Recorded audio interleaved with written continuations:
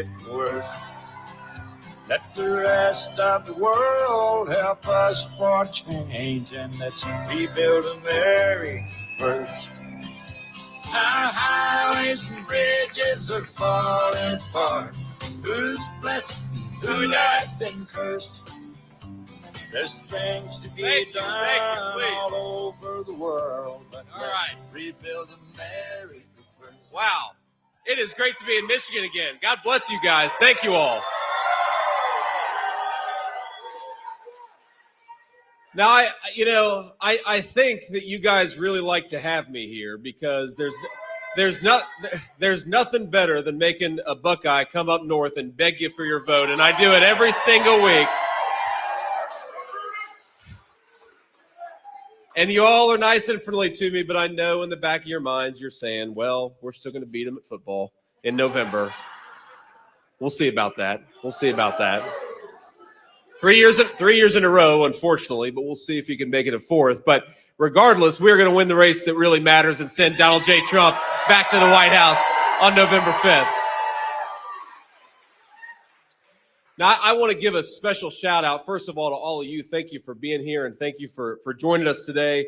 I do want to recognize the great Pete Hoekstra, the chairman of the GOP here in Michigan. Pete, thank you for everything, man. Pete's getting to be like a drinking buddy at this point. We hang out once a week. It's just kind of, we do it every single week. I want to call out the founder of the Grassroots Army, Garrett Soldano. Garrett, thank you so much for everything you're doing, man. Could not do this without every single person in this room, especially Garrett's hard work, because, again, we have got the media that does not want to tell the truth about this race and doesn't want to tell the truth about Kamala Harris, but we have got people power on the side of Donald J. Trump, and that's going to carry the day on November the 5th. Now, I don't know if you've seen, but Kamala Harris still continues to run and hide from the media. And I think she's given now two interviews. She's been the presumptive Democrat nominee, and she gives 2 interviews. And it's funny, when she gives these interviews, you actually pay attention to what she's saying. She doesn't answer the question. They'll say, Kamala, what's your plan to lower inflation? And she'll say, well, when I worked at McDonald's, I really liked making hash browns. They'll say, Kamala Harris, how are you going to lower energy and housing prices for American consumers? And she said, did you know that I grew up in a middle-class family? Well, that's cool, but can you answer the question about how you're going to make the lives of the American people better? And the answer is, of course, she can't, because her policies have caused every single problem we've seen in this country over the last 3.5 years. Exploding inflation, that's on Kamala Harris. Groceries you can't afford, that's on Kamala Harris. Housing that is unaffordable for young American families, that is on Kamala Harris. And a wide open border, that's on Kamala Harris too. So let's say to Kamala Harris, you're fired. We're not sending you to the White House. Get out of Washington, D.C., and go back to San Francisco, because she is a San Francisco liberal at heart, and that's clearly where she ought to be. But, the thing is, the American people, even though Kamala Harris talks to them like they're children, Donald Trump and I talk to the American people in a different way. We talk to them like they are our fellow citizens who deserve to be persuaded by the person who wants to be their next president and vice president. So let's talk a little bit about public policy. But before I do that, I want to just address the elephant in the room here, which is, of course, just a couple of days ago, my running mate, my dear friend and our next president, was nearly assassinated again. 2 assassination attempts in as many months. And I think that it's time to say to the Democrats, to the media, to everybody that has been attacking this man and trying to censor this man for going on 10 years, cut it out or you're going to get somebody killed.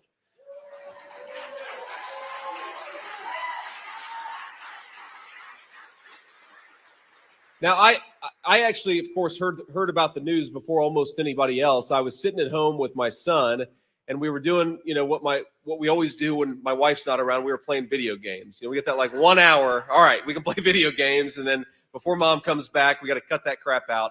Sorry, honey. I just told on myself. But we're sitting there, and I get a phone call. It says Donald J. Trump, so I answer it. And he says, JD, you won't believe it. They just tried to do it again. I said, what did they try to do? He said, well, they just tried to shoot me again.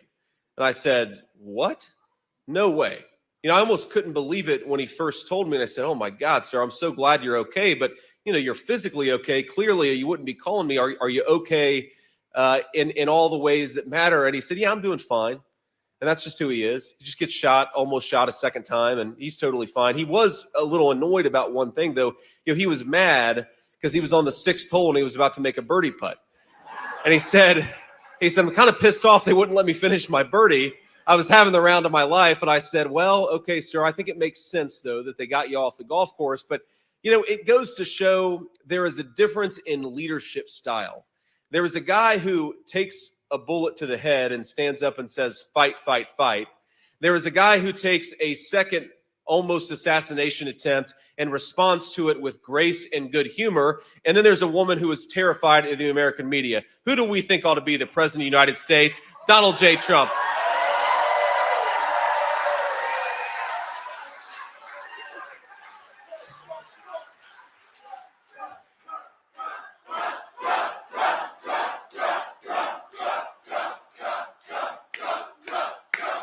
That's right.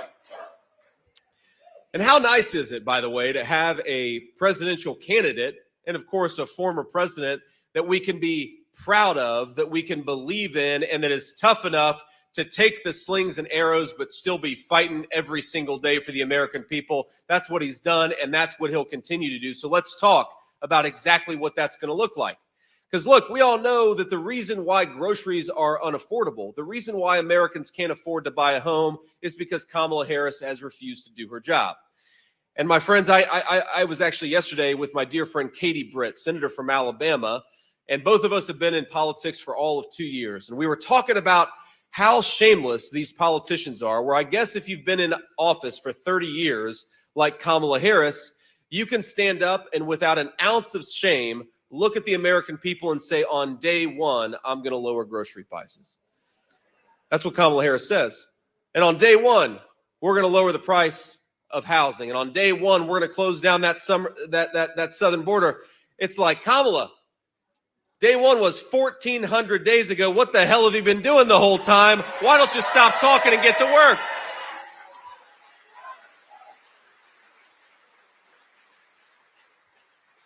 Let's just compare and contrast the specific policy, because the American people deserve to have people who are going to talk about the public policies that are going to make their life better. Kamala Harris cast the deciding vote on the Inflation Explosion Act. It's the biggest driver of inflation in the United States today. Kamala Harris cast the tie-breaking vote for it. And of course, when Donald J. Trump was president, inflation was 1.5% and wages were going up. When Kamala Harris became the vice president and the border czar, she said, we're going to suspend all deportations. We're going to decriminalize all illegal immigration, and we are going to stop Donald Trump's wildly successful Remain in Mexico policy.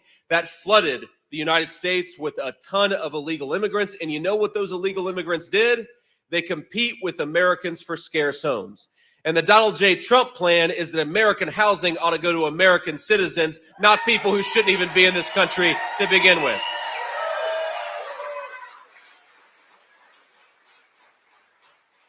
Because that deporting those illegal immigrants, it's not just about law and order, as important as that is. It's about lowering the cost of housing for American citizens, and that's what we have to fight to do. You've got young people in this country today who are paupers in their own nation. They've got a ton of debt. They're borrowing a lot, but they have no chance of owning a stake in their own country. The American dream of homeownership is completely out of reach for millions of young Americans. And when Donald J. Trump is president, that's going to stop. We're going to fight for their American dreams. We're going to fight for young people to be able to buy a home. And we're going to stop sending American homes to foreigners.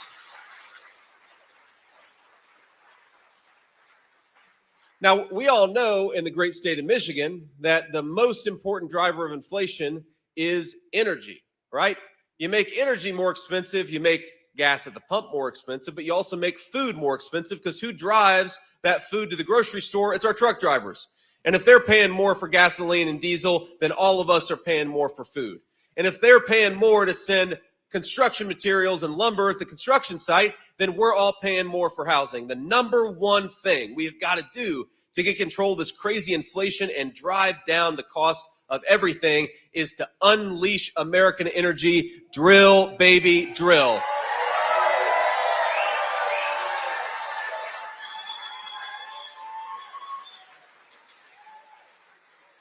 And of course, thanks to Kamala Harris, we are going to war against American energy instead of the tin pot dictators that we're now buying oil and natural gas from. Think about this. Think about what we have in the United States of America. We got natural resources that Russia and China and every other nation in the world would die for. They would love to have the abundant American energy that we've got right here in our own territory. So why don't we say on November to Kamala Harris, let's stop buying oil and gas from tin pot dictators all over the world. Let's buy it from our own people right here in Michigan, in Pennsylvania, in the United States of America.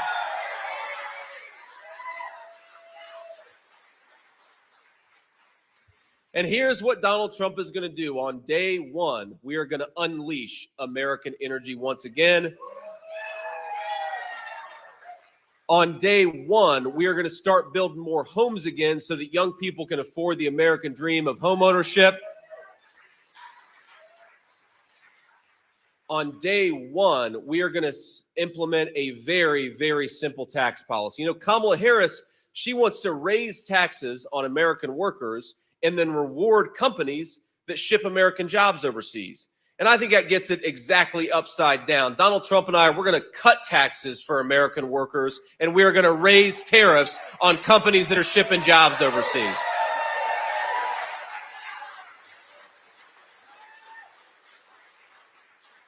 And all of this, my friends, it's going to do so much to lower the cost of goods. It's going to make our country more prosperous. It's going to make our country more free. You know, we got to get out of this mindset, the Kamala Harris mindset that we can rely on other countries to make the things that we need. You go to a grocery store, you go to a pharmacy, and it is shocking how much everything that we buy in this country is very often made by people, some people who don't even like us, by the way. You know, 95% of the ibuprofen that we take in this country, you know where it's manufactured? China. You know where a lot of the antibiotics that we put in the bodies of our children are manufactured? China. Now, Kamala Harris is trying to make us buy more and more Chinese-made electric vehicles. This is the greatest auto-producing state in the whole country, which makes it the capital of the great American automobile. Let's buy more cars in Michigan, not in some foreign country.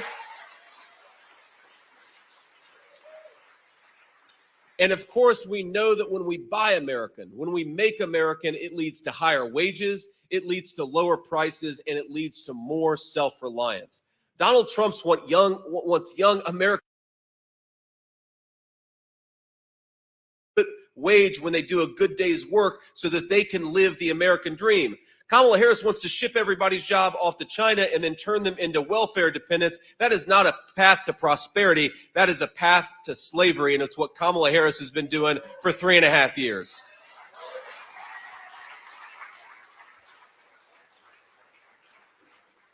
So we're going to take some questions from the media in a second, but I just want to send a message to everybody in this room, to everybody who's watching on television, to those of you who will see the clips afterwards. We are going to make this country more prosperous again. We're going to make the American dream more affordable again. We are going to make America great again, and it's going to start right here in the state of Michigan. God bless you guys. Thank you for having us, and thank you for doing what you're doing.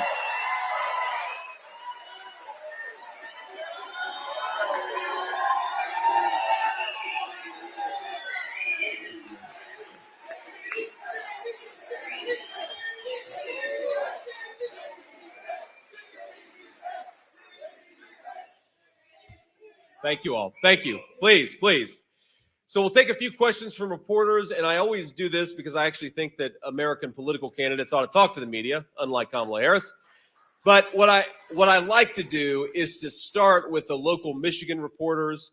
We'll have some folks back there pointing them out, and then if we've got time afterwards, we'll take some questions from the national pool as well. So I think I've got one question right there in the back. Beth LeBlanc with the Detroit News. Quick question. I know you've mentioned that we're too reliant on Chinese-made electric vehicles. What do you think about bringing some of that manufacturing back to Michigan? Some of the incentives recently for Goshen or for the Ford Marshall project, they're saying they're trying to accomplish that. I guess, how do you address that or respond to it? Well, I think the most important thing that we want to do is we want to manufacture in the United States of America, but we want American workers and American companies to do it, right? That's part of the problem with the Goshen facility. But look, the Inflation Explosion Act, which is really a green energy scam act, what Kamala Harris did in that legislation is they put hundreds of billions of dollars of subsidies for electric vehicles, but they didn't do anything to really guarantee those electric vehicles would be made in the United States of America. So think about how little sense this makes. We're going to tax American citizens and give a bunch of money away to rich people to buy electric cars made in China. It's the dumbest economic policy in the history of this country, and we've done a lot of stupid things over the last 40 years. But the crazy thing here is you could have a totally different approach to economic policy, and that's what Donald Trump did. That's why his economic policies worked so well, and that is his plan for what to do again. Now, Kamala Harris, it's so funny to me. She keeps on talking about how she's got a plan to fix all these problems. And like I said, the obvious question is, well, if you've got this great plan, why don't you do it right now? You're the vice president right now. Go do something with all that power the American people gave you. The second point I make is she says she has all these great plans. Well, what are they? Because every time she talks with any detail, which is very rarely, about her policy, she just sounds like Donald Trump.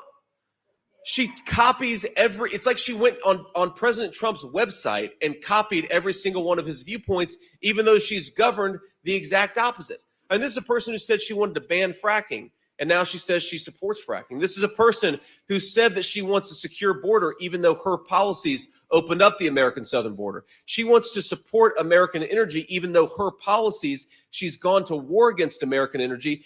Kamala Harris and what she says and how she's governed are two totally different people. We've never had a faker, more fraudulent person run for president of the United States, and we got to remind people of that every single day.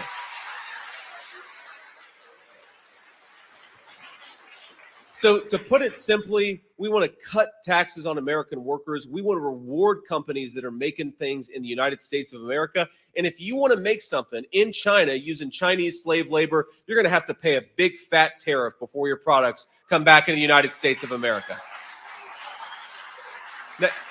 Next question. Hi, JD. This is Autumn Pitcher with News Channel 3 out of Kalamazoo, Michigan.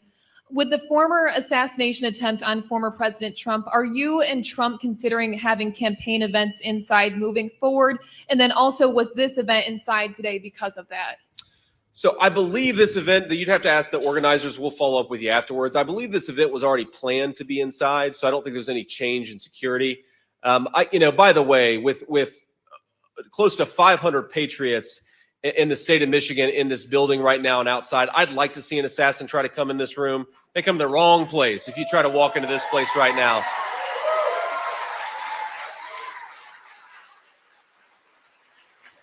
And while we're on that topic, by the way, I know we've got a couple hundred people outside. I want to give them a shout out. I'm sorry you couldn't make it. I'm sorry we hit capacity, but God bless you guys. I know you can hear me. You can't see me, but I'm grateful to you. But look, fundamentally, there's some risk inherent in this. I think the president has showed this, and I think that I'm trying to follow his example, which is when an assassin tried to take him down in Butler, PA, just about 6 weeks ago. He didn't hide in a basement. He didn't run away from the American people. He said, you know what? I want to be the people's president, so I got to get out there and talk to him. And that's what I'm going to keep on doing. And yes, there are some risks related to Secret Service detail. I thank these guys every day for what they do. God bless you.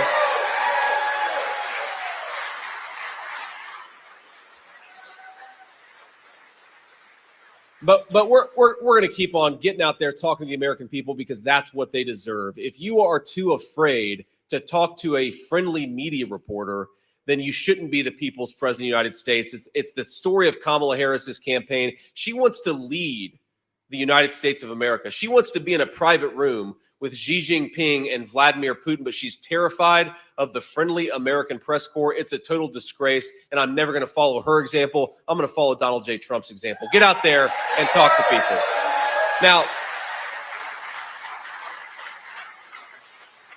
since he asked the question, I do want to say just one other thing about that, which is, number one, there have been 2 attempts on his life in just a couple of months. Donald Trump ought to have the same detail as Joe Biden.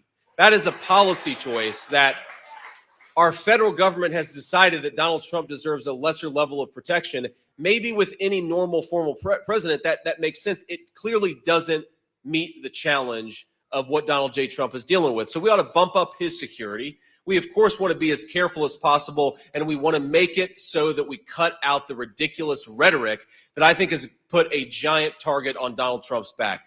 Now, I have to say this because, look, whether Republicans do a better job at showing respect, at trying to debate our differences without, going into personal attacks. But the media trying to both sides this issue after 2 people have taken a swing at Donald J. Trump's life is ridiculous. Don't lecture Donald Trump about softening his rhetoric after 2 people tried to kill him. It's ridiculous. Tell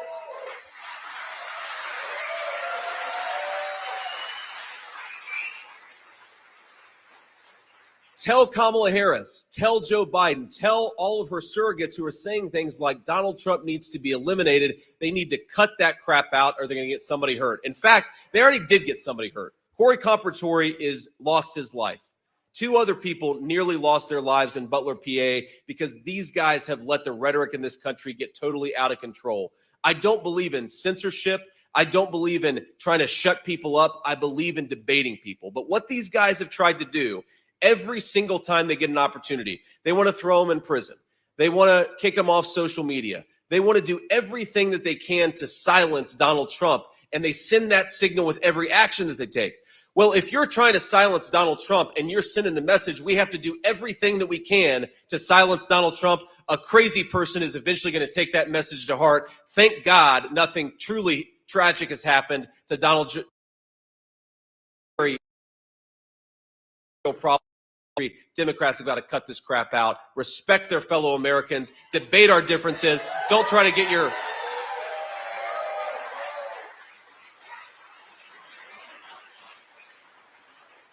Don't try to censor your political opponents, because censorship will eventually lead to political violence. We've seen that now twice in the last couple of months, and I hope Democrats learn the lesson.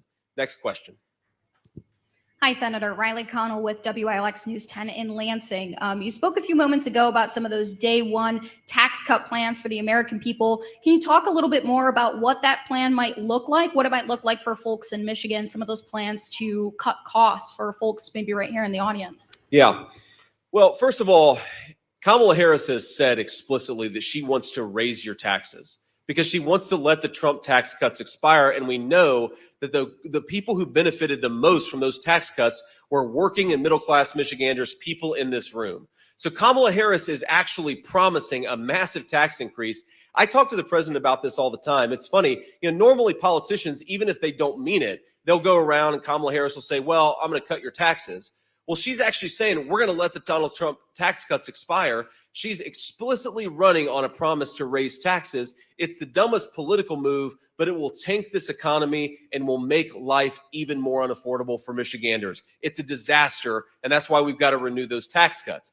But when we talk about prices, this is very, very important. The Kamala Harris administration has implemented about $900 billion worth of regulations in this country. And who do we think that falls on? The people in this room, people all across the state of Michigan. They're the ones who suffer when you create $900 billion worth of regulations. Who suffers when you jack up the cost of energy to a level it's never been before in this country? It's everybody, because everything requires energy, right? So when you increase the cost of energy, you increase the cost of housing, you increase the cost of food, and you, of course, increase the cost of people's utility bills. And all those things have, as everybody in this room will attest, all those things have gone up because of Kamala Harris's policies. We could lower prices on day one if we just unleashed American energy. It's the most important thing that we can do to make life more affordable in this country. Donald J. Trump and I are going to do it, and it's actually simple. Because sometimes public policy is complicated, but sometimes all we have to do is undo the regulations on American energy started by Kamala Harris. We do that, life will become more affordable for the people in this room and all across the state. We've got to do it.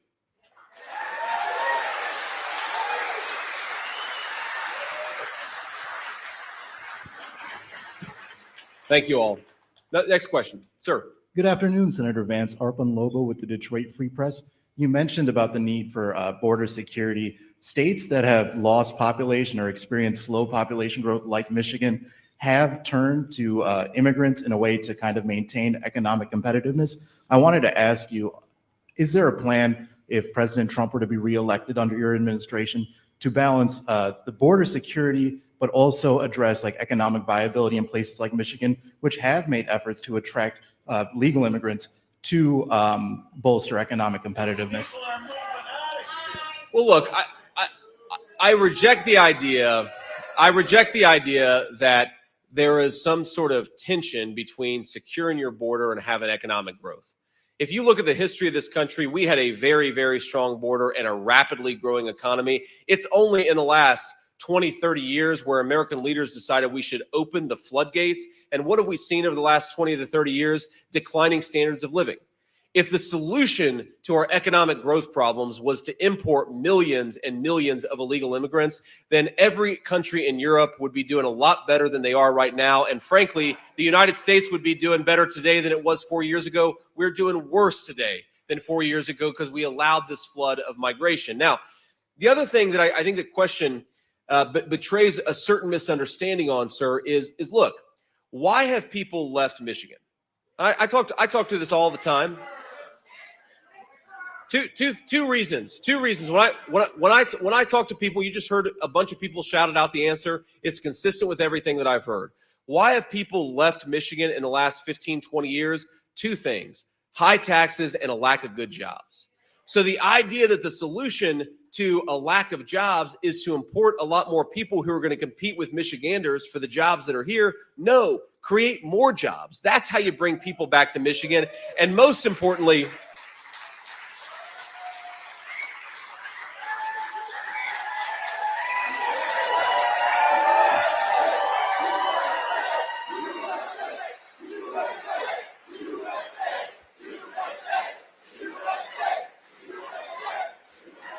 thank you. I thought that was a pretty good answer. I didn't think it was a very good answer. That was a hell of a response to that one. But one other just point on that question, sir, is look, we in this country have run an experiment of importing millions and millions of people instead of building economic development right here at home. And I think it's a huge mistake, and we've got to go in the other direction. There are a lot, I'm sure, of parents and grandparents in here who love this community, who would like their children to be able to get a good job and start a family in this community, not to have to move either to Detroit or more likely completely outside the state just to have a good opportunity and a good life. The only way to do that is to promote economic development in our rural areas, let our farmers do what they need to do, and build more manufacturing in the United States of America.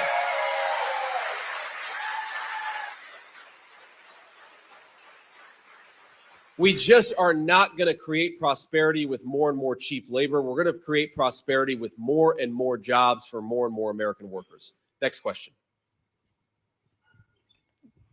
Hi, Danielle James with MLive. I'm curious, and I want to touch back on the multiple assassination attempts against the former president. You talked about rhetoric contributing to these assassination attempts. Do you believe this rhetoric from Democrats is one-sided? And is there anything that can be done to combat it and promote civility within your party? Well, look, do I think the rhetoric is all one-sided? Of course not, right? There are absolutely people on our side who say things that I think are ridiculous that they shouldn't say. But what is one-sided is that our guy is the one who keeps getting shot at. That's what's one-sided. And I think that, you know, for all the Democrats, and I understand where this impulse comes from. I understand where this desire to say, well, everybody needs to do better. Look, I'm running as vice president. I agree. I can sometimes do better, but we have to remember Donald Trump is the one getting shot at. So if you are running, look, if people had taken an attempt on Kamala Harris's life, I would be looking in the mirror and saying, how could we do a lot better? But here we are. 2 people have now tried to assassinate Donald Trump, and all the media can talk about is we need more censorship, and they're still talking about Donald Trump as if he's a threat that needs to be eliminated. They haven't learned a damn thing, and they're going to get somebody killed. They've got to stop this. They've got to stop it.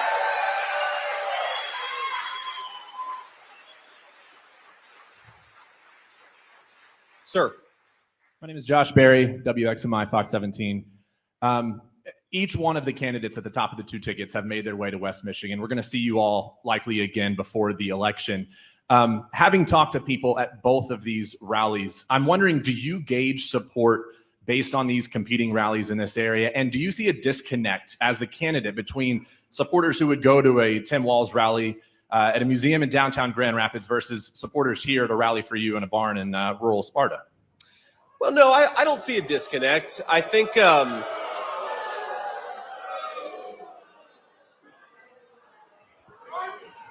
there's nothing wrong with having a rally in a barn, right?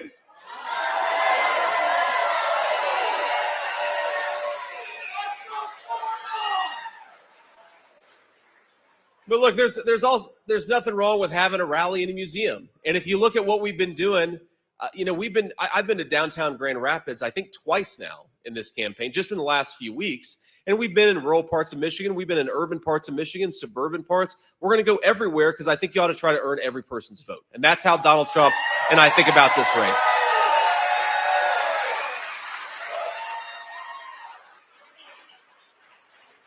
Now, look, I'm a realist about politics. Any campaign, there's 2 things you're trying to do. You're trying to persuade swing voters, right? People who haven't yet decided.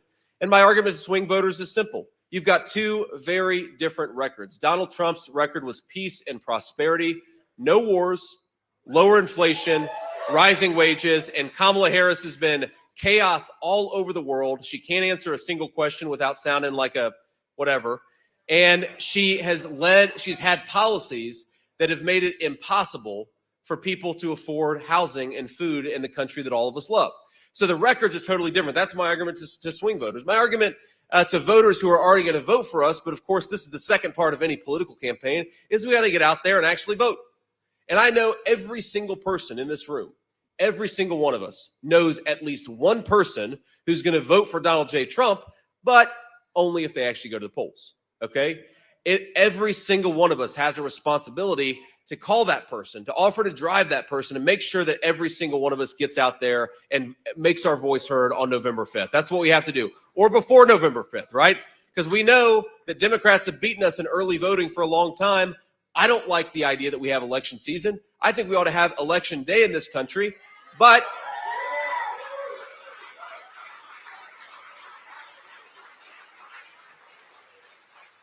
whether we like it or not, we've got election season, so we might as well take advantage of it, or the Democrats are ultimately going to win this race.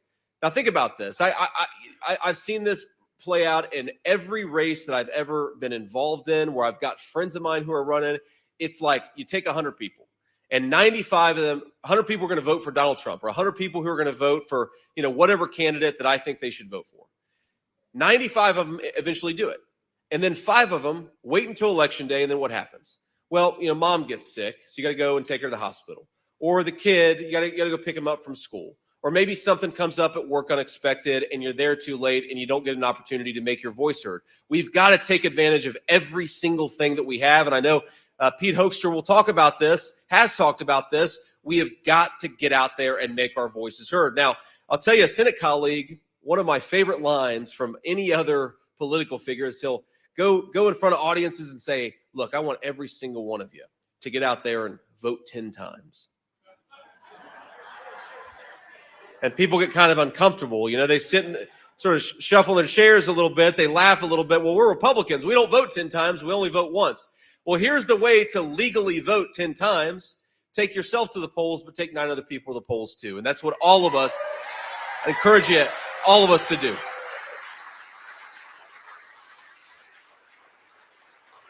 Maybe we'll take just a couple more questions, then we'll have to get on the road.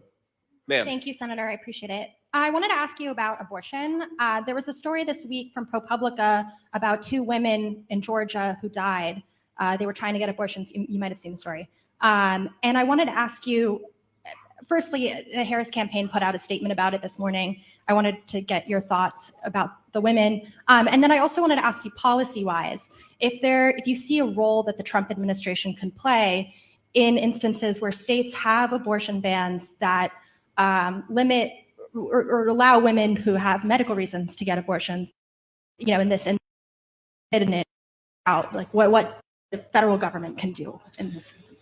Well, I haven't seen the story about two women. I saw a story about one woman in Georgia, and maybe it's the same story. I assume that that's at least half of the story. And I mean, look, my initial reaction to it is what an unbelievable and terrible human tragedy. I mean, you get this beautiful young girl, beautiful young child, and this boy's mom has been taken from him.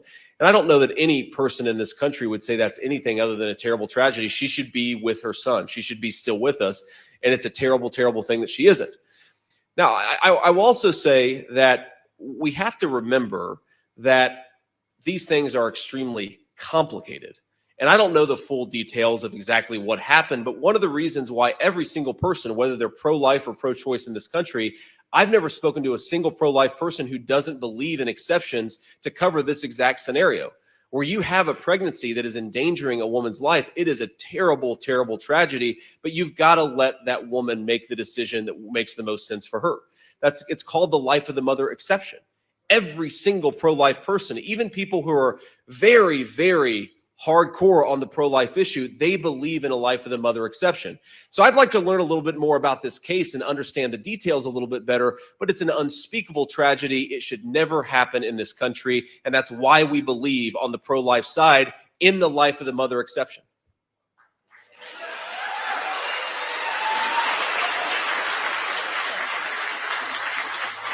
Hi, Senator. It's Kit again. Thanks for taking my question. I want to go back to what you said about believing that Trump needs the same security detail as Biden. Do you know if there's efforts underway to make that happen? And have you specifically requested more Secret Service protection? So, Kit, I have not requested more Secret Service protection. I think that we have what we need. And again, I think these guys are doing a great job, and I'm thankful for them, and I'm proud of them. And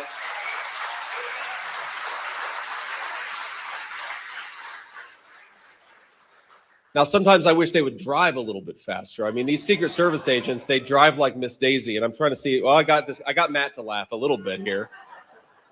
But they do not go faster than 68 miles per hour on the highway. I'd like to change that, Kid. But otherwise, no changes to my Secret Service detail. But in terms of what's going on with President Trump, I do not know, to be clear, whether the president, meaning President Trump, has requested additional protection.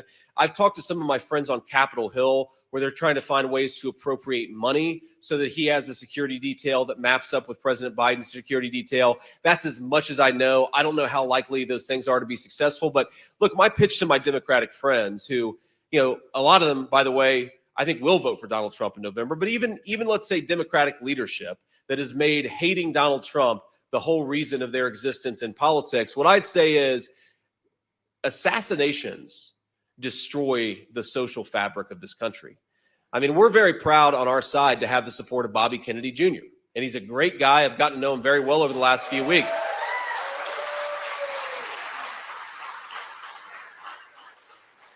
But I think in many ways, this country never healed from the assassination of Robert F. Kennedy Jr. And yeah, there were a lot of people who didn't like Bobby Kennedy. There were a lot of people who loved him. But whether you're a Democrat or a Republican, if an assassin takes out a presidential candidate in the midst of this election, it is going to cause a rift and a wound in this country that will be so deep it will never heal.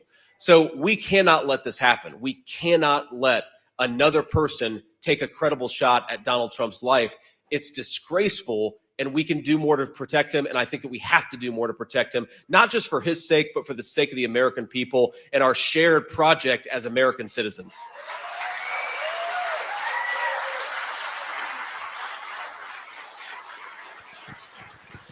So let me leave you with just this final thought here. And again, thank you all for being here. But there was a story that dominated headlines last week. It was actually a story in southwestern Ohio, about 45 minutes from where I grew up, a town called Springfield, Ohio. And what happened in Springfield, I think, is an example of what Kamala Harris's open border, what she wants to do to every small town and big city in this country, which is over the last few years, 20,000 migrants primarily from Haiti, have been dropped into Springfield, Ohio. And it's caused an incredible stress on nearly every local service. You've got public schools where there are 1,000 kids in a small town, 1,000 kids who don't speak English. You've got local hospitals and clinics that are totally overwhelmed. You've got 8,000 people on the Medicaid rolls that weren't even in the community just 3 short years ago. And you've got a lot of people getting evicted from their homes to make way for people who are receiving government benefits. The idea of kicking American citizens out of their homes for non-citizens who are receiving a welfare check is disgraceful, and it shouldn't happen. It is an absolute disgrace.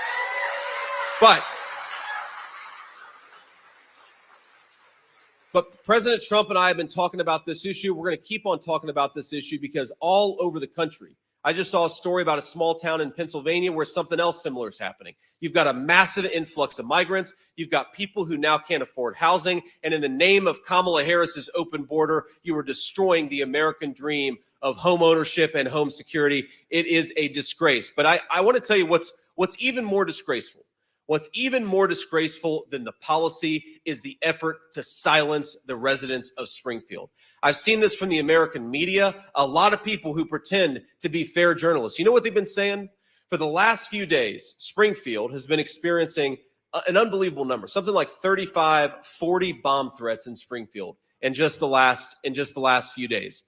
And you know what the governor of Ohio came out yesterday and said? Every single one of those bomb threats was a hoax. And all of those bomb threats came from foreign countries.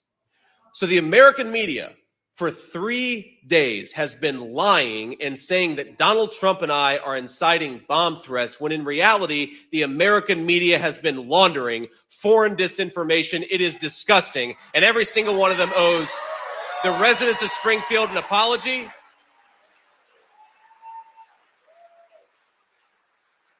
But I think it illustrates something, my friends, that is so sick from the American press in 2024.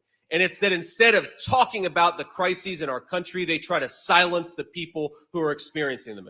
Because their message in talking about these bomb threats and in lying to the American people and saying they came from me and Donald Trump, what they're doing is trying to shut all of us up.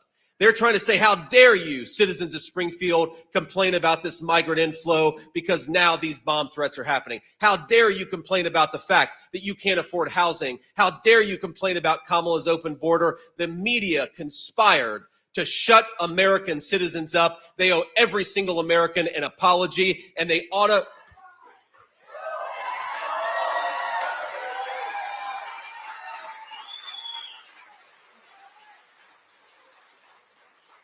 And after giving every single American an apology, why don't they think about covering the real crisis, which is Kamala's open border and its many, many victims? Focus on the real story, American media. Stop trying to shut up the people who are telling the real story. Do your job. Cover what's going on in this race, and the American people will be better off for it.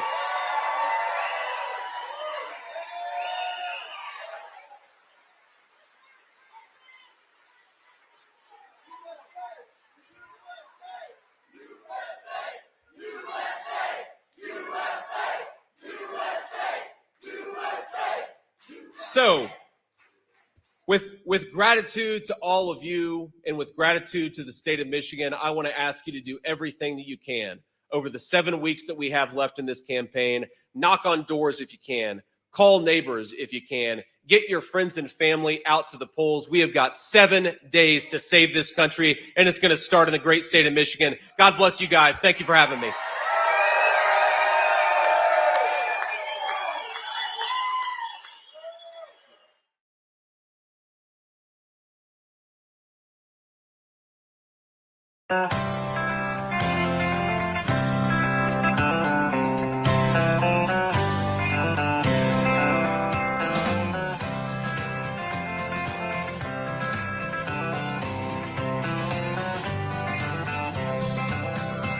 Why don't we liberate these United States? We're the ones who need it worst.